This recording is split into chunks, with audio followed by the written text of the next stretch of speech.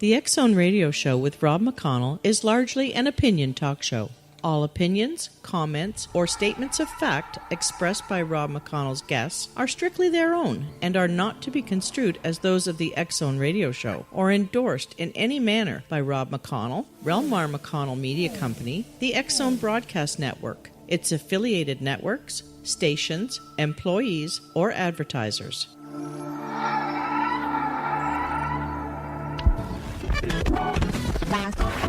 All Hit Radio.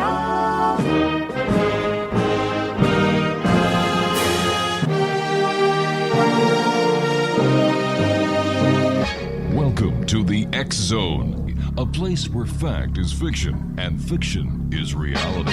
Now, here's your host, Rob McConnell.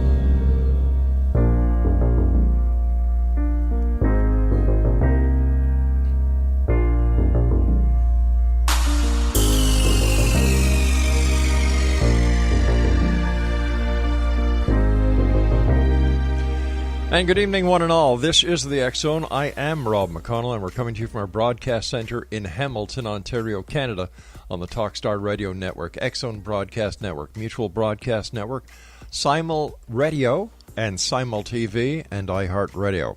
If you'd like to send me an email, xzone at xzoneradiotv.com, on all social media sites, X Zone Radio TV. And if you'd like to check out the broadcast schedule that we have available for all our programming on the X Zone Broadcast Network, which are brought to you with our compliments, visit www.xzbn.net. My first guest tonight is Tim Scullion, and he is the author of Haunted Historic Colonial Williamsburg, Virginia, with Breakthrough Ghost Photography. Is a first in the world of the paranormal researcher. Tim Scullion has completed a 2-year photographic study of the Williamsburg out of over 10,000 photographs. Only the very best were chosen, 230 to be exact, document ghosts and apparitions of all sizes, shapes, and colors. He has unlocked techniques to consistently photograph residents of the other side and has included historical background as well as paranormal experiences and personal insights to accompany each house and building in the world's largest living museum. Joining me now is Tim Scullion. And Tim, welcome to the X Zone. Thank you so much. Glad to be here, Rob. Hey, congratulations on your new book. I'm anxiously awaiting the publication because it's got some brand new things in it. They're very different from the first book that I wrote, and I'm very excited to have it out. Tim, for the listeners who may not know you, tell us a little bit about yourself and how it is that you ended up, taking up photography with the ghosts.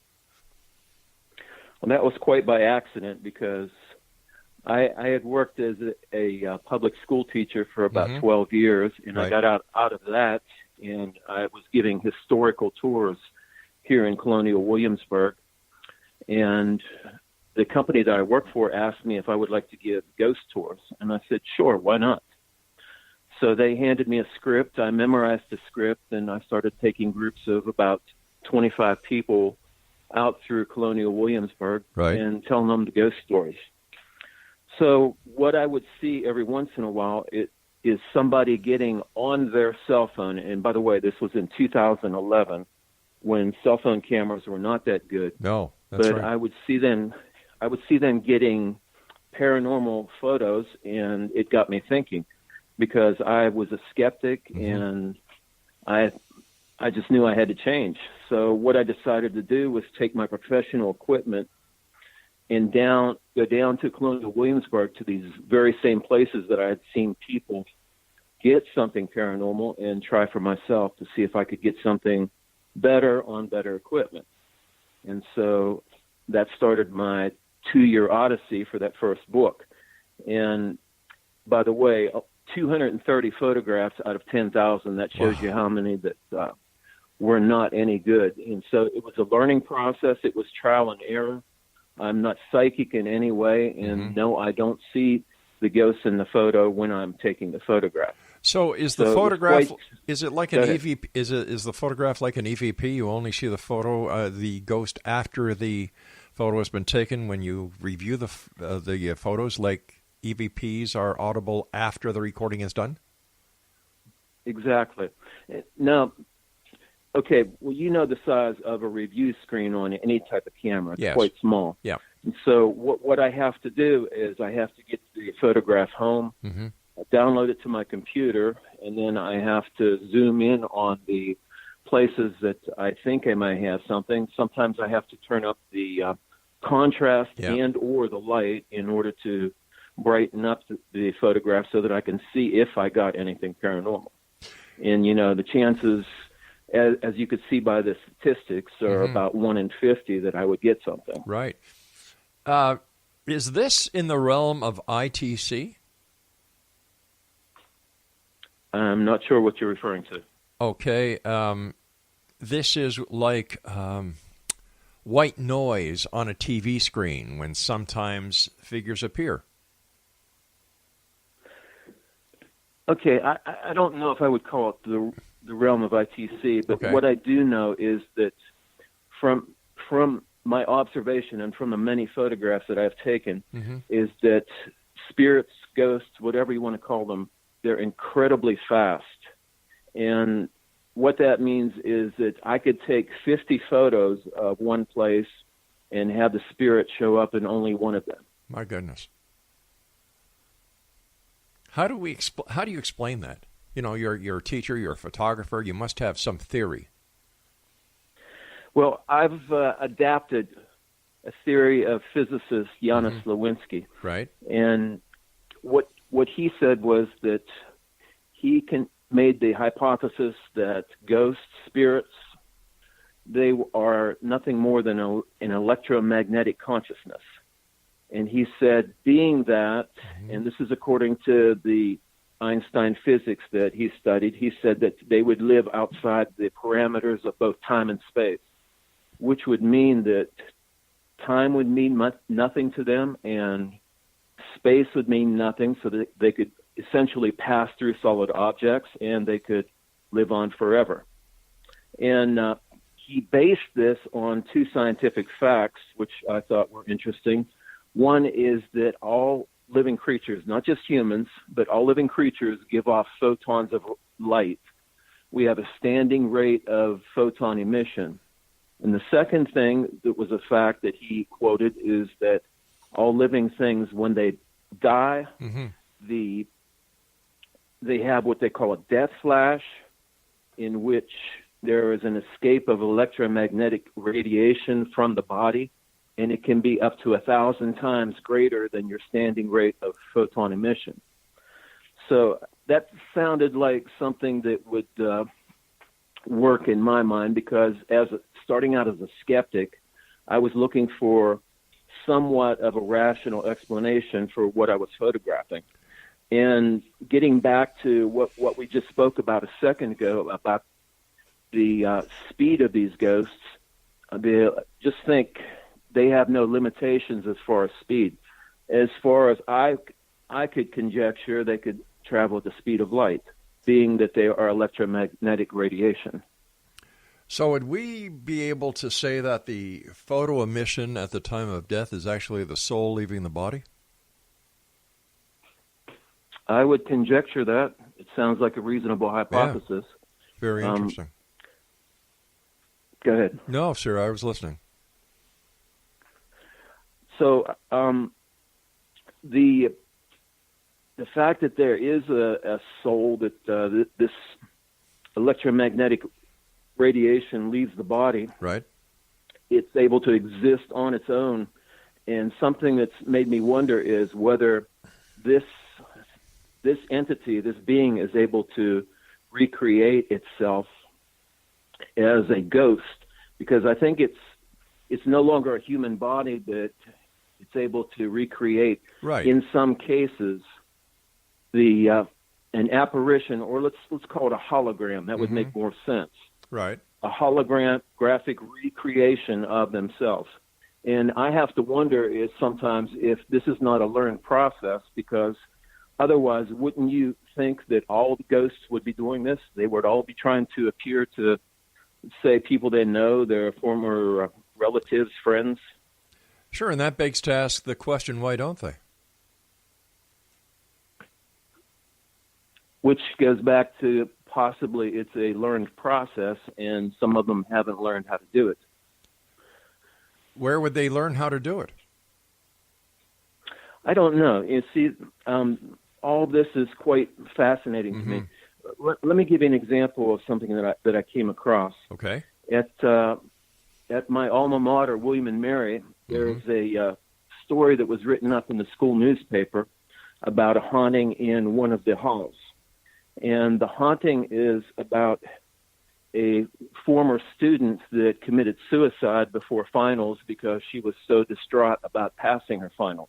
Yeah. Now, what they say is occurring in the hall, this is called Tucker Hall, is that in this case, two students were making a film on a computer in that same building, and evidently the ghost was able to learn how to operate the programs, how to alter the programs, how to bring in photographs from the internet and randomly place them on a movie that they had made.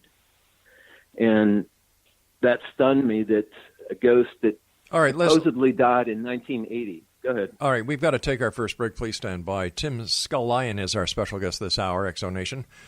And Tim and I will be back to talk more about his new book. Sounds exciting. It's entitled Haunted Historic Colonial Williamsburg, Virginia with Breakthrough Ghost Photography.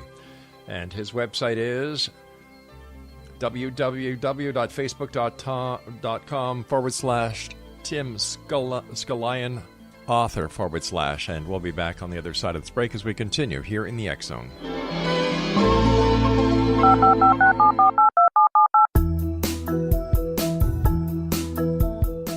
Did you know that when you're on the road with limited data or Wi-Fi, you can still listen to the X-Zone radio show with Rob McConnell, The Science of Magic with Gwilda Wiyaka, X-1, Dimension X, Space Patrol, and every minute of the X-Zone broadcast network by calling 213-401-0080, courtesy of Audio Now. No smartphone, app, or internet needed. It saves your data plan, and it's free if you have unlimited minutes. Call 213-401-0080 to listen on any phone, anytime, anywhere. Remember 213-401-0080 for the best of the paranormal, parapsychology, and sci-fi radio programming anywhere, 24/7, 365.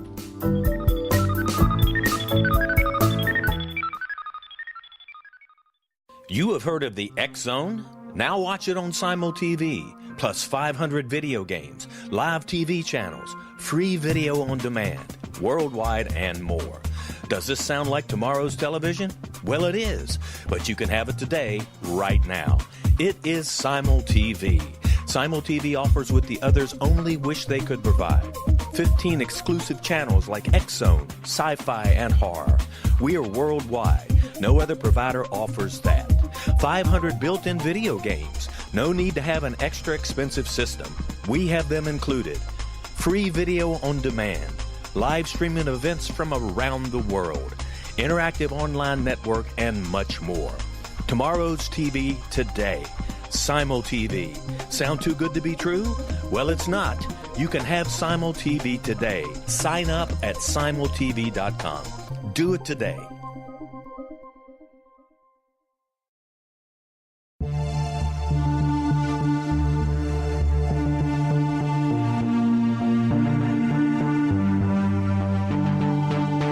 We live in rapidly shifting times of extreme volatility and uncertainty.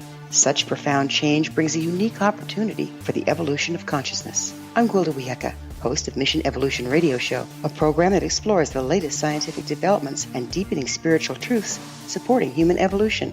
Join me on xzbn.net, where I interview leading experts in science, physics, medicine, spirituality, and more. By applying divergent viewpoints to leading-edge topics, we uncover expansive and evolutionary truth to assist you on your path to enlightenment. More information and past episodes are available at missionevolution.org.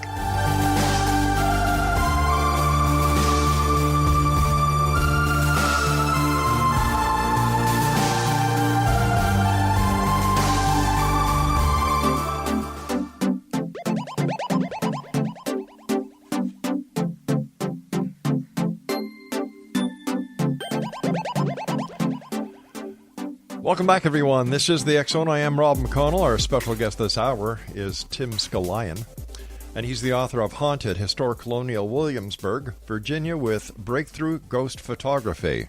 And his book is available on all bookstores electronically and brick and mortar. Okay, during the just before we went to the break, we were discussing your the video that was done in the school where you went about a girl who had committed suicide in a hallway, and people were making a movie. And was it the spirit of the girl that was able to manipulate? Well, that's the assumption. That's the assumption. Okay, and what is that? What is that? What is what is that assumption based on? Like, that sounds rather far-fetched. I suppose the assumption is based on the fact that there have been only 2 deaths on that specific piece of property, where the Tucker Hall is. Right. Both of them were suicides, and they're assuming it's this girl because she appears to random students during finals time. Okay. And they think that she's the one that has gotten into the the computer, and she's able to technically alter the filmmaking process to put up random pictures from different places on the internet, which it just makes me wonder. I mean, she died in 1980, and she's come back and mastered this technology. Only on one system, only on one film.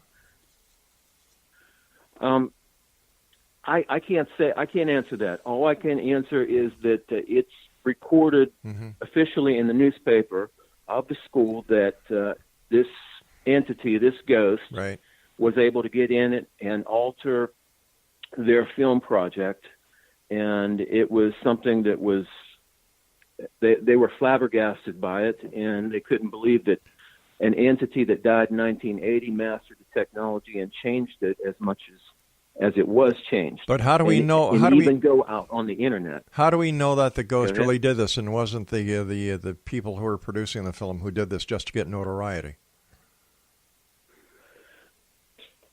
I can't say that for certain, but what I can say is that the people spoke that they recorded the film, and then when they printed it on a CD, that's when they had all the changes made to the film.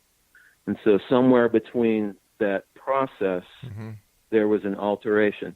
I can't say for absolute certainty whether these people weren't seeking attention, right, or whether it was an actual paranormal event. Well, let's ask one simple question. You've been doing ghost research for how long? 7 years now. Okay, I've been doing this show for 28 years.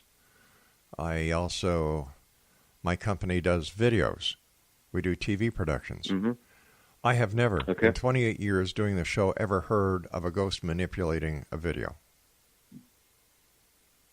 Okay, well, let me give you another one that happened to me personally. All right. Go ahead. No. Okay, I was in Colonial, Williamsburg, and this was about a year after I had started this project, right, taking photographs, and my sister decided to come down with me. And on the way to one of the homes that we were going to photograph, she said, "I don't know if I believe in this ghost stuff. Right. I'm kind of skeptical myself." So I said, "Okay, that's your prerogative to believe that way, but let's go over here, and I'm trying to get something at this particular house." So we went over there, and she and my niece were there, and they had the same type of iPhone. It's a rather large iPhone that's somewhere in the size between a normal cell phone and a computer notebook. Wow, okay. So she was there trying to photograph this building, and she couldn't get the building in the picture that was on the phone. My niece is standing right next to her with the exact same phone, and she said, "Mom, I've got the building. I don't see why you don't. You've got the same phone, the same camera program. You should be able to get it." And she said, "No, there's something in here." So my niece goes over and looks into the screen, and she says, "Oh my God, Mom, there's a man in your phone. And she could see the face of a man. They called me over to take a look at the phone. Mm-hmm. And what I could see was the face of an African-American man. Now, it was in black and white, not color, and it was grainy, sort of like a 1950s television show. But it was there, and whenever she would move the camera up or down, the face would follow. So my point being is that somehow that apparition, that ghost, was able to master that technology and make an appearance inside that phone. Were you able to photograph that African-American apparition? I told her, I said, quick, take photos, take a lot of them, take as many as you can. Right. But what she didn't realize was that she had to press a button to save them because the phones were brand new. So I have no physical proof that this happened. Why do you think Williamsburg is so haunted?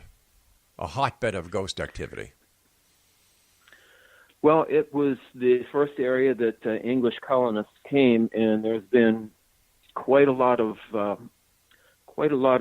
deaths in this area. Now, you can go all the way back to 1622 when the Native Americans massacred the colonists. You can go to the Revolutionary War. Now, there were no battles fought in Williamsburg, but a lot of the wounded men on both from the French Army and the Continental Army were brought back to Williamsburg from the Battle of Yorktown in 1781. And they were hospitalized in places in Williamsburg, and a lot of them died there. And then we go to the Civil War period, and there was a battle here where close to 4,000 men lost their lives. Right. So with all this loss of life here, it's no surprise to me that we have a lot of ghosts.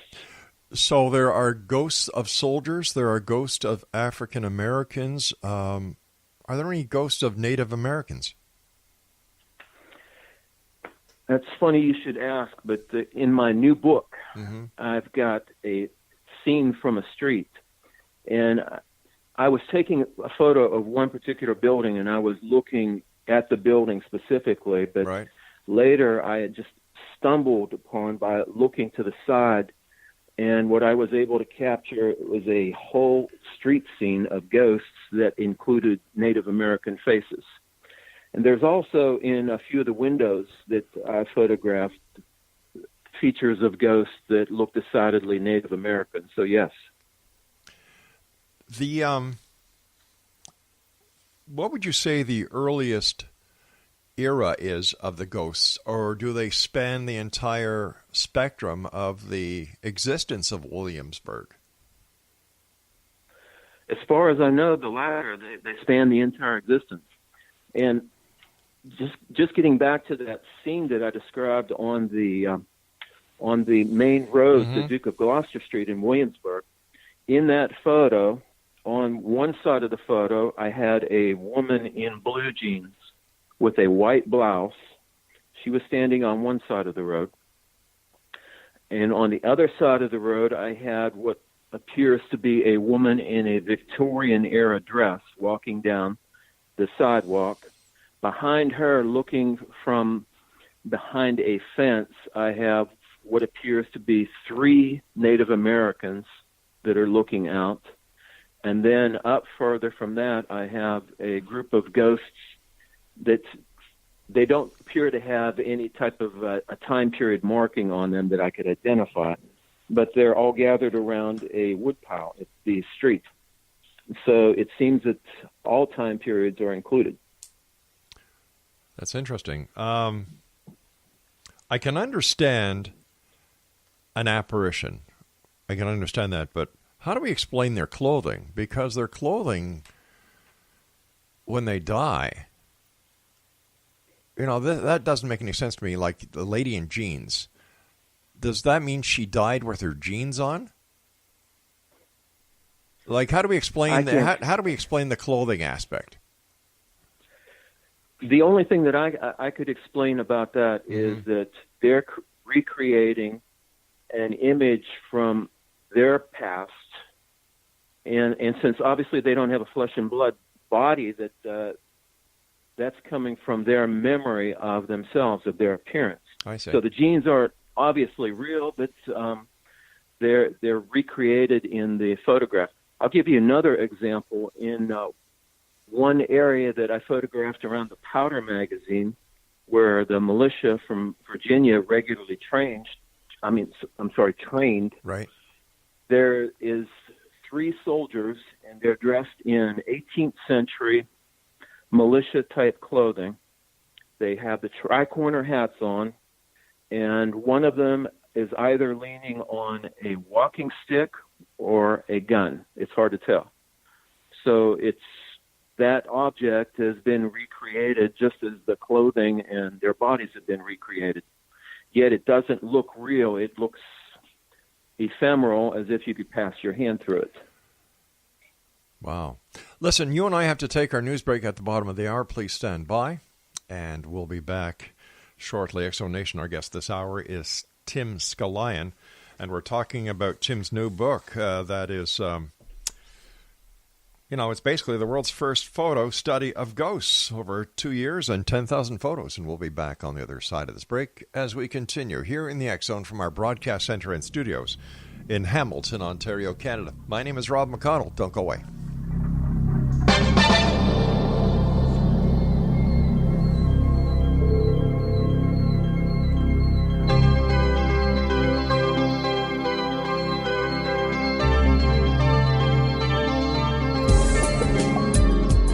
From our broadcast studios in Hamilton, Ontario, Canada, to the world and beyond, you're watching the X Zone Broadcast Network, www.xzbn.net.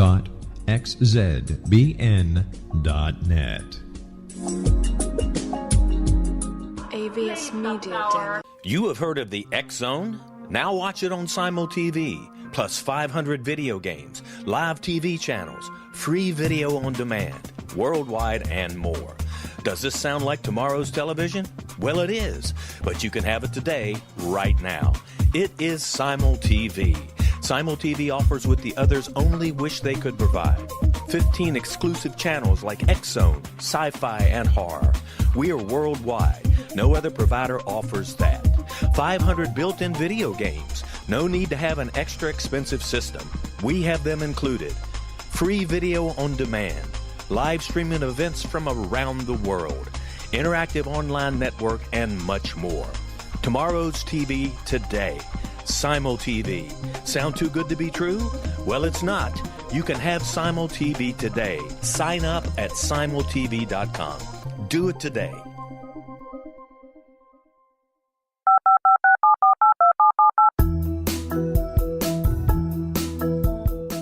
Did you know that when you're on the road with limited data or Wi-Fi, you can still listen to the X Zone Radio Show with Rob McConnell, The Science of Magic with Gwilda Wiyaka, X-1, Dimension X, Space Patrol, and every minute of the X Zone Broadcast Network by calling 213-401-0080, courtesy of Audio Now. No smartphone, app, or internet needed. It saves your data plan, and it's free if you have unlimited minutes. Call 213-401-0080 to listen on any phone, anytime, anywhere. Remember 213-401-0080 for the best of the paranormal, parapsychology, and sci-fi radio programming anywhere, 24/7, 365.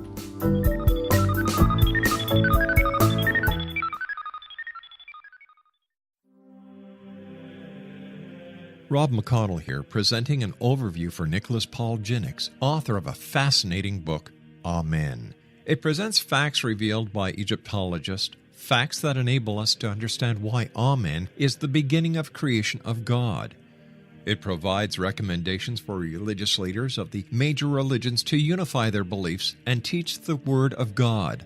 Love one another. Amen informs people how mankind conceived God. It was the Egyptians that developed the concepts of a soul, a hereafter, and Son of God. And finally, after the worship of many gods, they conceived the belief in one universal God, the maker of all there is. For more information, visit www.futureofgodamen.com. www.futureofgodamen.com. That's www.futureofgodamen.com.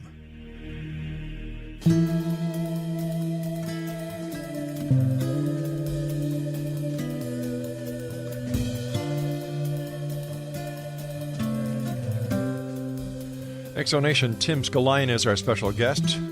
He is the author of Haunted, Historic Colonial Williamsburg, Virginia, with breakthrough ghost photography.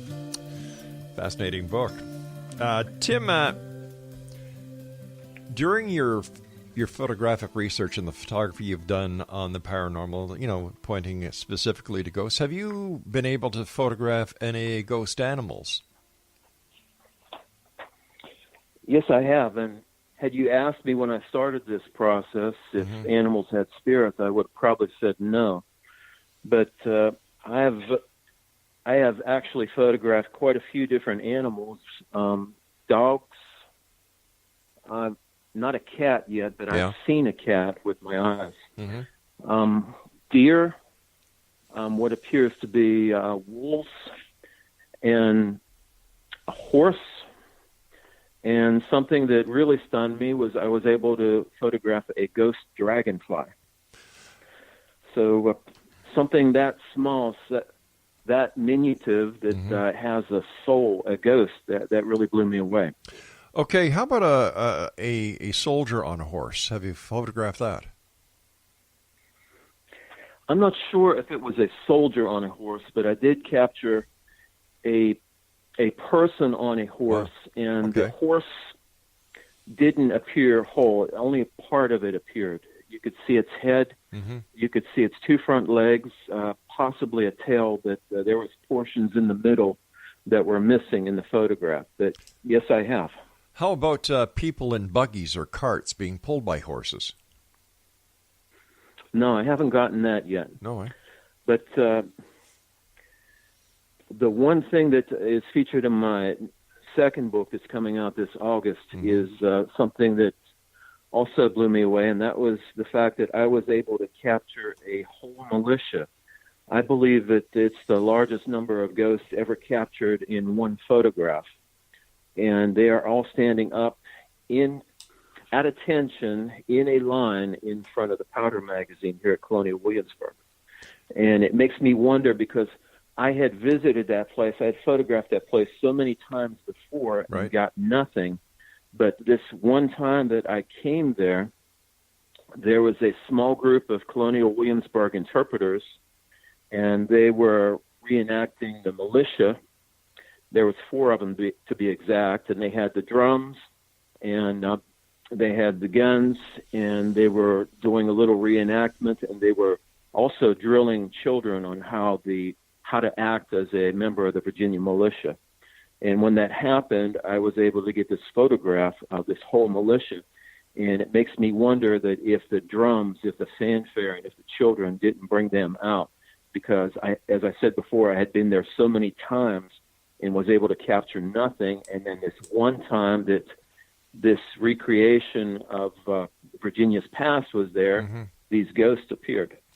So let me understand, the ghosts, they were there, and were they talking to ghost children or real children? Well, I can't say they were talking, but instructing. They first appeared in the first photograph. Okay, yeah. They were lined up in formation in front of the powder magazine here at Williamsburg. Okay. In the second photograph that was taken just a few minutes later, the children had been invited into the yard there where they were going to be trained by the 4 interpreters from Colonial Williamsburg. And at that point that they came into the yard, the ghosts broke formation, and they were standing in and around the group of children. So so can we assume that the ghosts were trying to interact with the children? I would say yes, and I would say as evidence from this photograph and several others and some stories that I've heard from people, that ghosts are attracted to children. Is there any Is there anything that would lead you to believe that the children that were there actually could see these ghosts? No, I had no clue. I really think that had they been aware of it, that some of them would have run out screaming. Sure. And so somebody asked me, did I tell them? No, absolutely not. During all the photos that you've taken, have any of the people in the photos been able to be identified through archives? I've had 3 of them identified. Now, the first example that I'm going to give you is from one of the most haunted places in Virginia, some say on the East Coast. It's the Peyton Randolph House.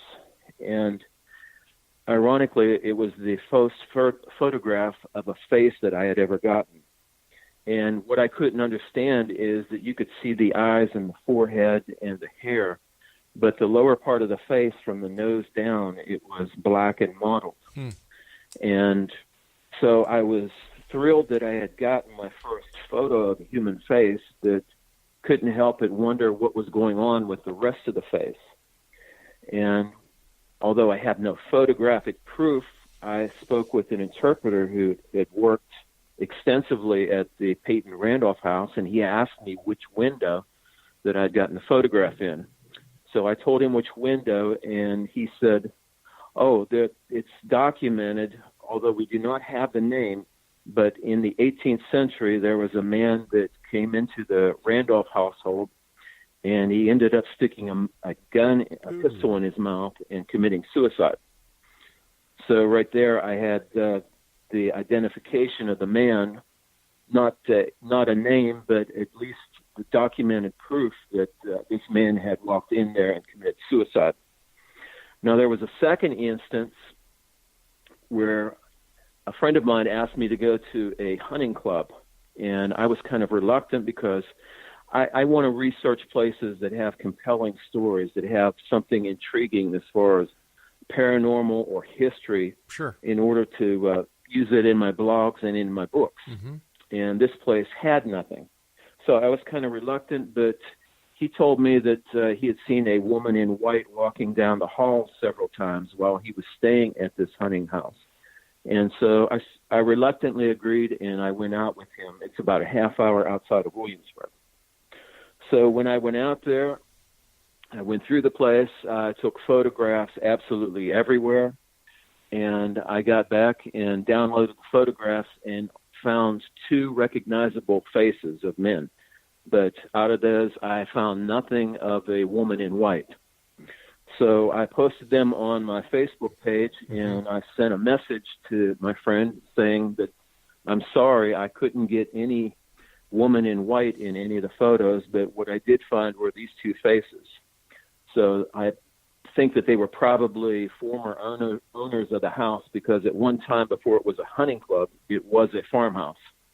So that's what I thought I was getting as far as those 2 faces.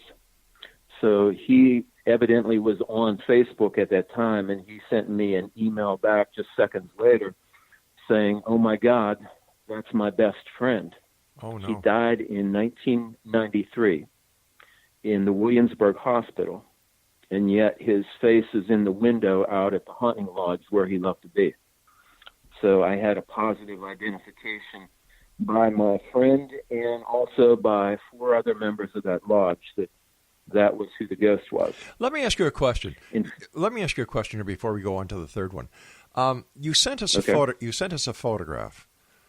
It's a blue photograph, and it has a face on it. How did you acquire that picture?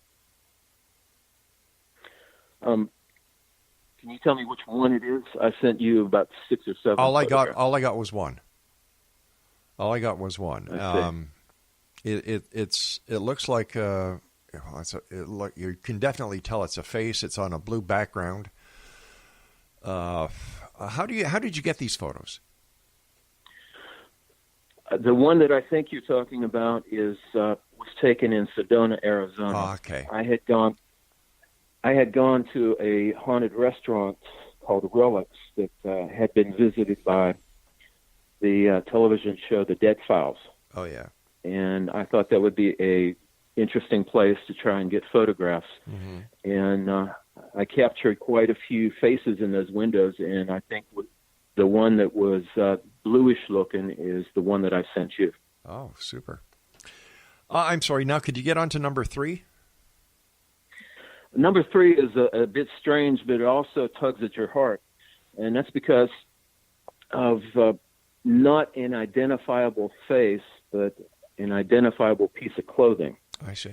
Now, I had gone to a local bed and breakfast, and this was in a large house that had been there for a little over 100 years.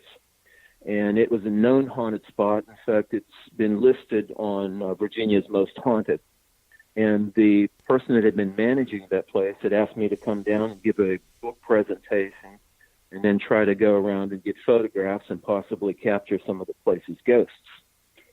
So after the book presentation, I, as well as a group of tourists that were there, were walking around, and I was taking the photographs, and they, of course, were just looking in the various rooms.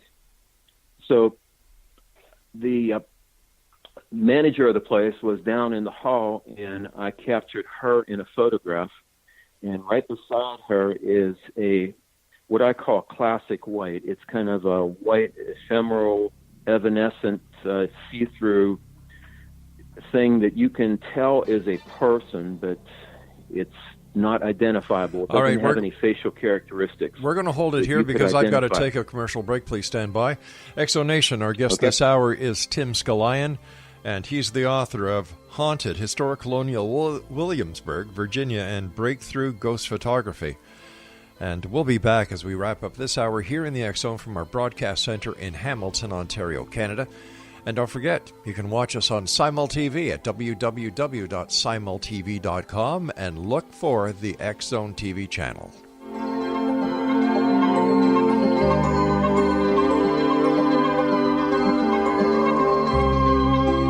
You have heard of the X Zone? Now watch it on SimulTV, plus 500 video games, live TV channels, free video on demand, worldwide, and more. Does this sound like tomorrow's television? Well, it is, but you can have it today, right now. It is SimulTV. SimulTV offers what the others only wish they could provide. 15 exclusive channels like X Zone, sci-fi, and horror. We are worldwide. No other provider offers that. 500 built-in video games. No need to have an extra expensive system. We have them included. Free video on demand. Live streaming events from around the world. Interactive online network, and much more. Tomorrow's TV today. SimulTV. Sound too good to be true? Well, it's not. You can have SimulTV today. Sign up at simultv.com. Do it today. The new nonfiction book, Razor of Madness, is similar to cult movies like Clockwork Orange, Dragon's Tattoo, or The Other Side of Hell. Wayne Morin Jr. and Thomas Lee Howe will expose widespread and systematic deficiencies in this thought-provoking tell-all novel. Mind control rages among scholars in law schools. Human rights are ignored while thought reform and mental manipulation are accepted practices used as behavior modification. Dr. Louis Jolyon West comes to mind. Media and public scrutiny shows that United States mental hospitals are in fact destructive murder industries. Razor of Madness expose novel details this epidemic through an in-depth professional and personal investigation. For decades, there has been a revolving door policy that still releases killers and pedophiles back into society. The maestro of mind control continues to haunt America to this very day. Razor of Madness is available in paperback or as a downloadable ebook at Amazon.com.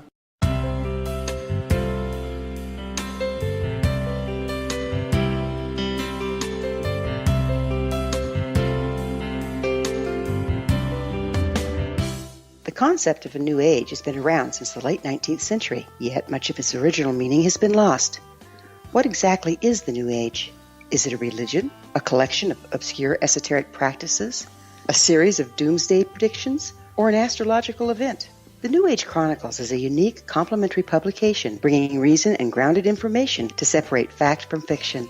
chock full of valuable information to support you as we make the monumental shift into the new era. You won't want to miss a single innovative issue. The New Age Chronicles newspaper is coming soon to www.newagechronicles.com.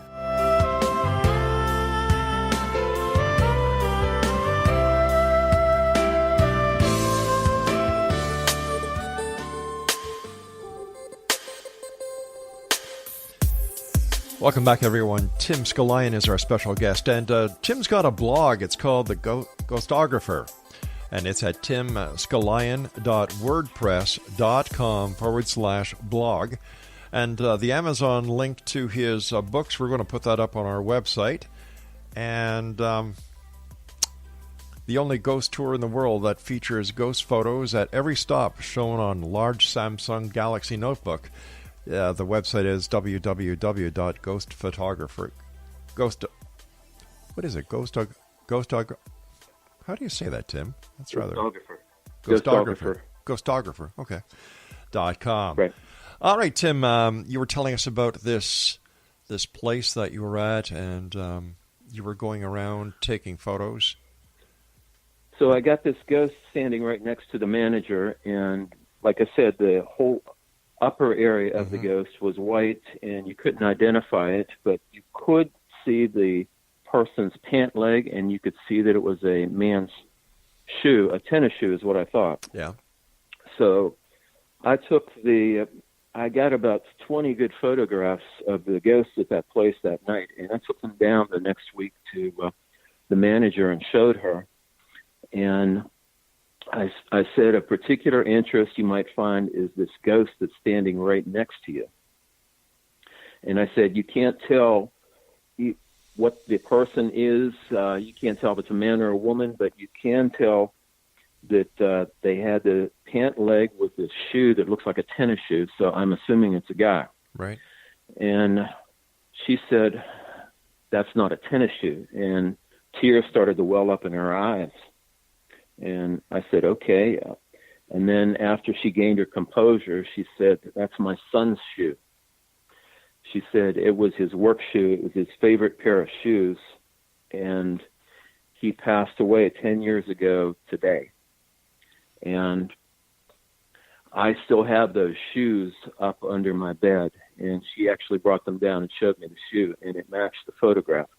So although I didn't have a facial match in the photograph, I was able to identify that was this woman's son by the shoe that she was able to match to the photograph.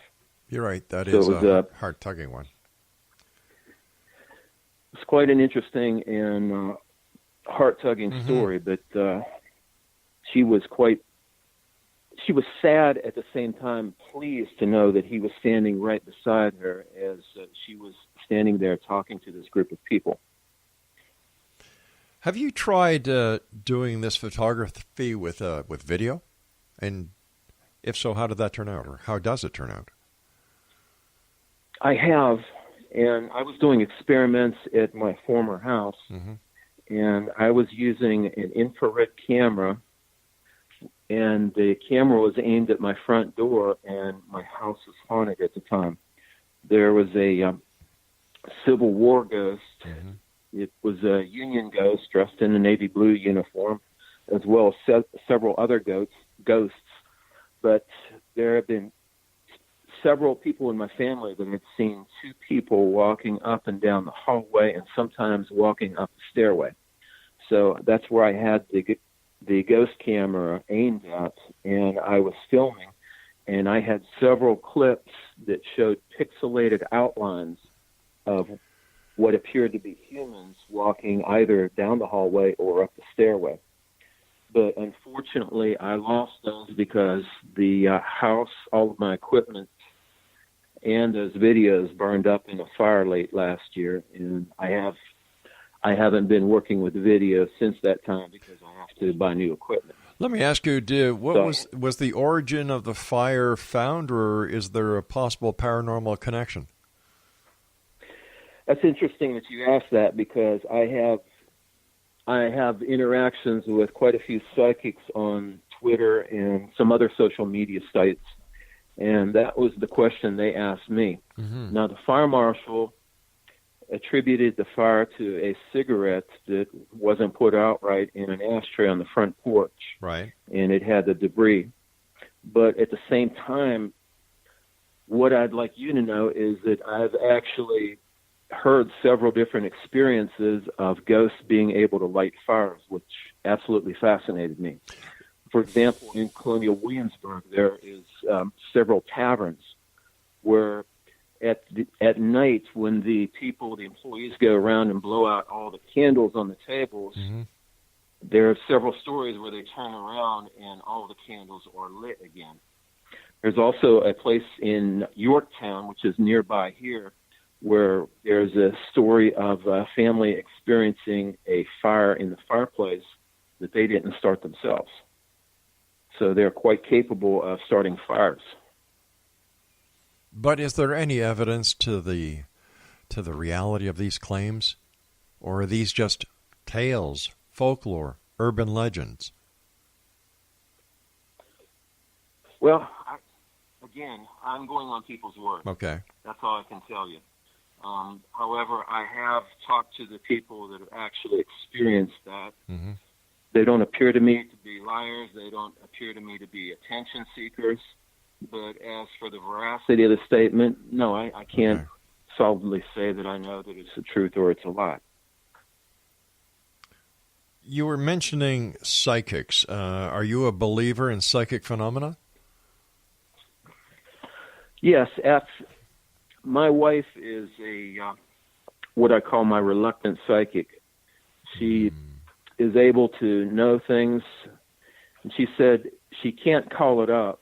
I suppose there are some psychics that are able to call it up, but she can't call it up. But she has told me things that were going to happen or things about people that I had no idea that I would later find out to be true. So I've had personal experience with that, so absolutely I believe in it.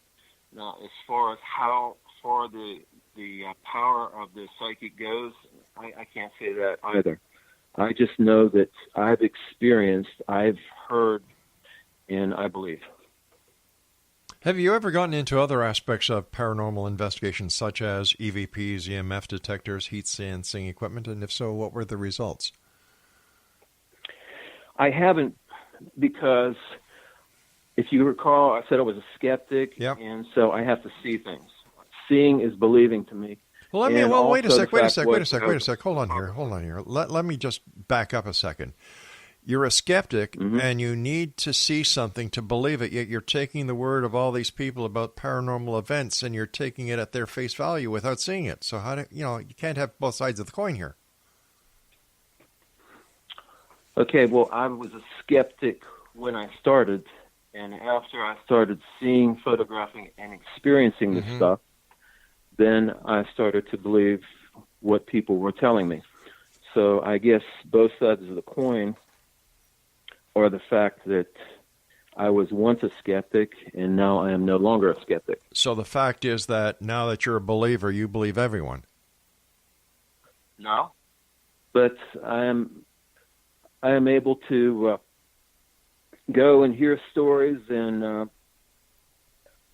in some cases, I would say that the people are telling me the truth just by the fact that they're not trying to get my attention. They're not trying to go and call attention to themselves. It's something that, in most cases, rather frightened them, and they don't really go around speaking about it because they're embarrassed that somebody may make fun of them. What do you think about all these ghost shows that are on TV? Well, I've watched a few of them, and I don't mean to put anybody down. That's not why I'm here. But I don't see a whole lot of evidence. I see them talking about stuff. Right. Every once in a while I'll hear an EVP, but even the EVPs are, they always sound distorted to me. Yeah, I agree. I'm not hearing something that is clearly saying what people are saying that they say on these television shows. So I don't want to put them down, but at the same time, I would like to see more evidence from the show before they seem credible to me anyway. For your photography, does the weather play a part? Does the atmospheric conditions, the barometric pressure, the time of day, or is it right across the spectrum where you're able to photograph ghosts? As far as I can tell, the ghosts appear better in the warmth of summer, particularly when the humidity is higher. And to go beyond that, they like thunderstorms. And I kind of think of that, going back to that theory of what ghosts are by Janusz Lewinsky. If they are electromagnetic radiation, then what better conditions would you have than when you have positive and negative ions between the earth and the sky during a thunderstorm? Good point. So that's one of the things that I found to be true, that the thunderstorm period of time is one of the best times that I've found personally to photograph ghosts. Hey, listen, the hour has gone by rather quickly. Tim, first of all, thank you for coming on the show. Let our listeners know where they can get a copy of your book and where they can find out more about you. Well, if they type my name into Amazon, they can see my first book is available for sale. My second book can be pre-ordered. It's being released on August 28th of this year. And I'm also on Twitter. I'm on Facebook.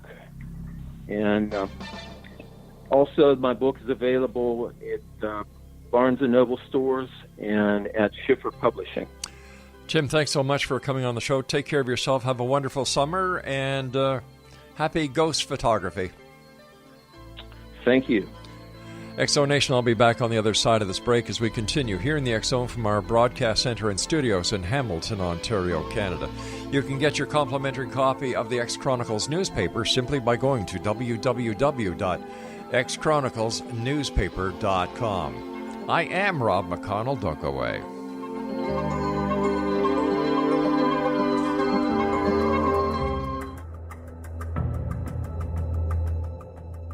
Modern Esoteric, Beyond Our Senses by Brad Olson, consummates the lifology story about where humanity originates.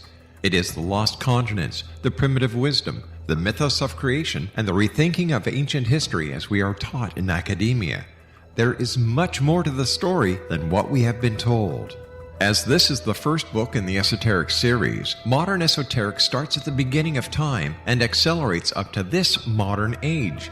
Future Esoteric is book 2 in the series and takes a forward-looking position ahead of today with an open and honest examination of the ET issue and various unexplained phenomena. To discover the writings of author Brad Olson, visit www.bradolson.com.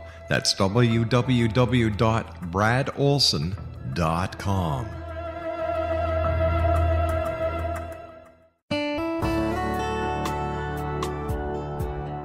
Are you or is someone you know struggling with addictions, depression, anxiety, relationships, low self-esteem, lack of confidence, grief, success, and prosperity? Do you know that your subconscious belief plays a big role in the outcome of your hard work? We can help you permanently change the beliefs that may be the reason for your struggles and failures. We care about getting you the return on your investment and the results you are looking for. We can help you be free of the limitations of your past and in realizing your highest potential. We work with people by phone and Skype. For more information, visit us at www.ritasoman.com. That's www.ritasoman.com.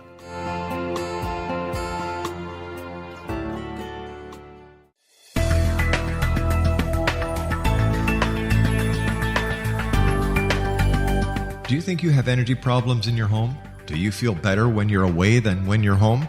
Joey Korn is a global leader in the world of dowsing who specializes in personal energy clearing and space clearing. He can help you create an ideal energy environment in your home no matter where you live in the world. Learn about his remote spiritual house cleaning services and much more at www.dowsers.com. You can get Joey's book, Dowsing, A Path to Enlightenment, as well as other dowsing books and tools, Kabbalah books, and Walter Russell books. Joey's work is really amazing. Go to dowsers.com right now. That's DOWSERS.com or call 1-877-DOWSING. That's 1-877-369-7464.